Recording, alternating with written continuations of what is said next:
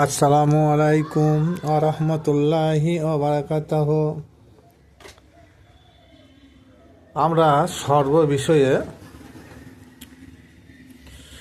কার কাছে সাহায্য চাই?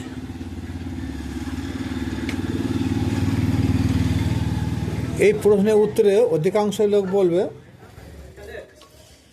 সাহায্য চাইতে হলে একমাত্র মহান আল্লাহ পাক রব্বুল আলামিনের নিকট সাহায্য চাওয়া প্রয়োজন আছে। দলিল সূরা বাকারা আয়াত নম্বর 153। এই আয়াতে আল্লাহ পাক রব্বুল আলামিন তিনি তিনার বান্দাদেরকে শিক্ষা দিয়েছেন, বিসমিল্লাহির রহমানির রহিম, ইয়া আইয়ুহাল্লাযীনা আমানুস্তাঈনু বিস-সাবরি ওয়াস-সালাত। হে ঈমানদার বিশ্বাসীরা, তোমরা সবর ও সালাতের মাধ্যমে আমার কাছে সাহায্য চাও। তার প্রথম বলল কাকে? ঈমানদার। ঈমানদার, তার উপর ধাপ হলো মুসলমান, তার উপর ধাপ হলো মুমিন,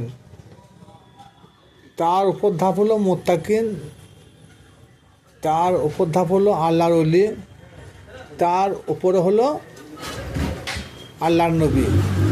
খালি মুমিন বা আমানু বিশ্বাসী থেকে একজন আল্লাহর নবী, তার সম্মান অনেক অনেক ঊর্ধ্বে। তাহলে আল্লাহ পাকের কাছে সাহায্য চাইতে গেলে আমাদেরকে প্রথম ঈমান আনতে হবে, আর সবর, তারপর সালাত।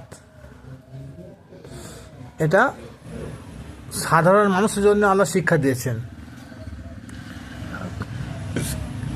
অধিকাংশ লোক আমরা যারা সালাত আদায় করি তাদের মধ্যে সবর থাকে না, আর যাদের সবর নাই তাদের দিনও নাই, কোনো ধর্মও নাই।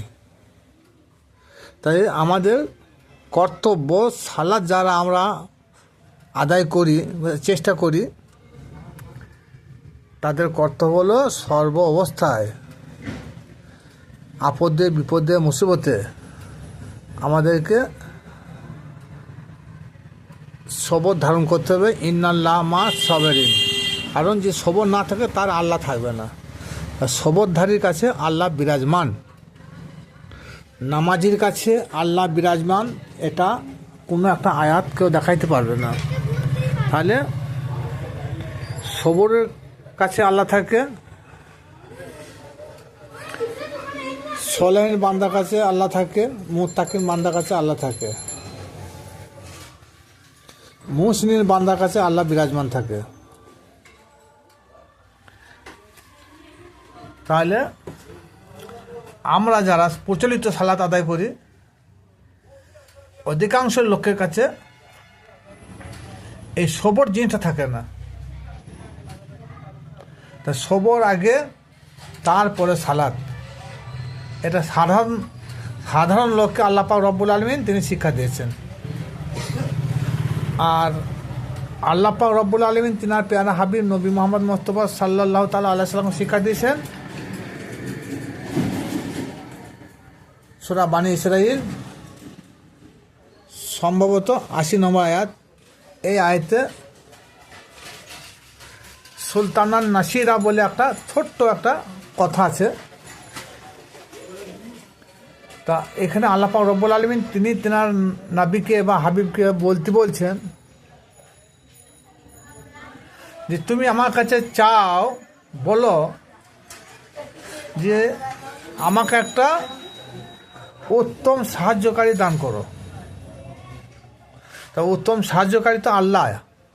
তিনি আল্লাহ পাক রব্বুল আলামিন তিনি আবার তিনার হাবিবকে বলছেন, কেন তুমি চাও, তুমি বলো যে আমাকে একটা উত্তম সুলতানান নাসিরা সাহায্যকারী প্রদান করো।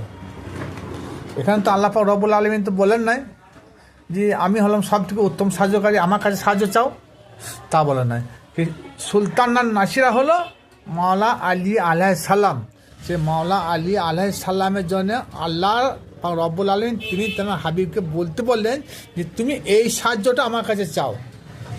সেই সাহায্যটা হলো কি, যে মাওলা আলী আলাইহিস সালাম উত্তম সাহায্যকারী, উত্তম সাহায্যকারীটা নেওয়ার জন্য আল্লাহর কাছে প্রার্থনা করেছে। আল্লাহ সাহায্য চাইছি না, আল্লাহ আমাকে উত্তম সাহায্যকারী তুমি একটা প্রদান করো বা দান করো।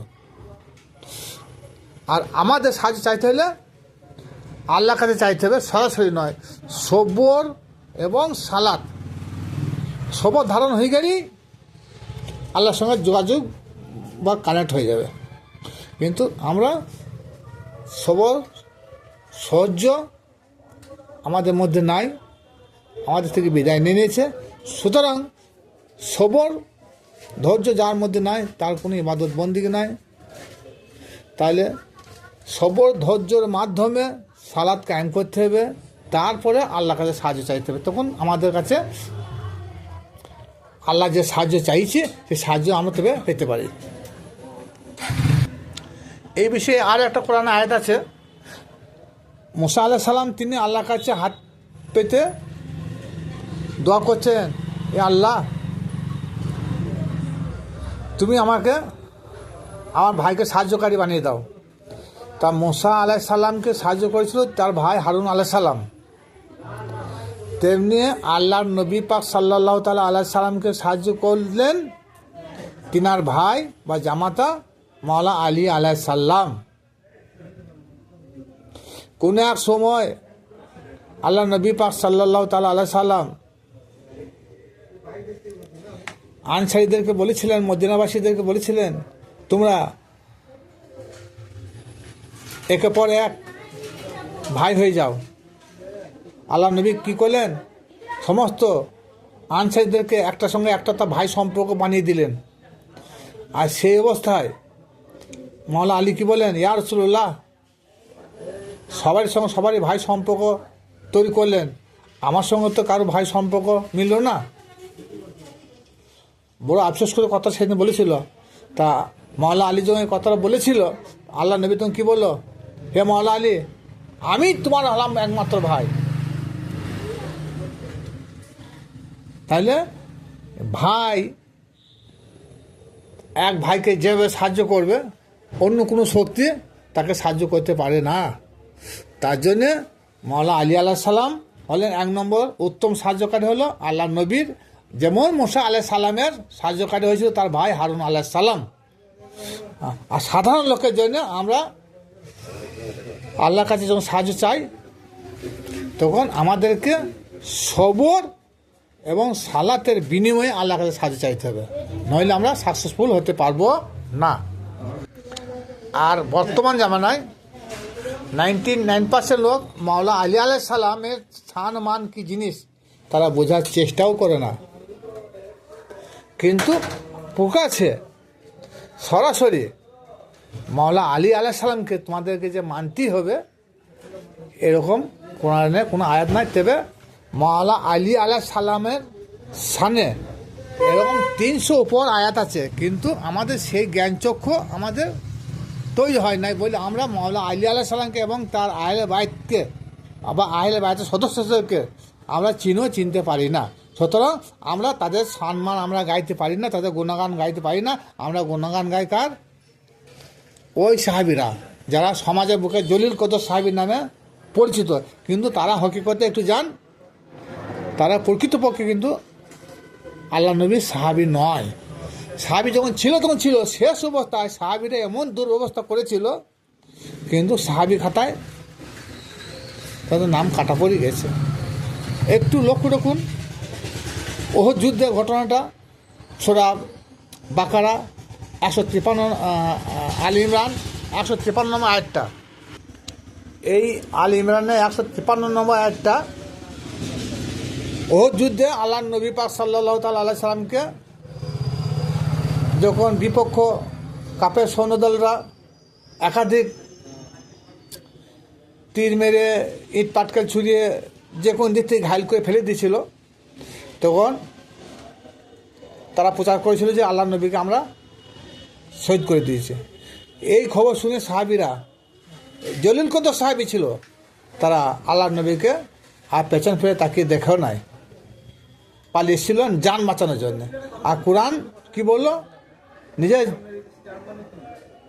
প্রাণের চেয়েও অধিক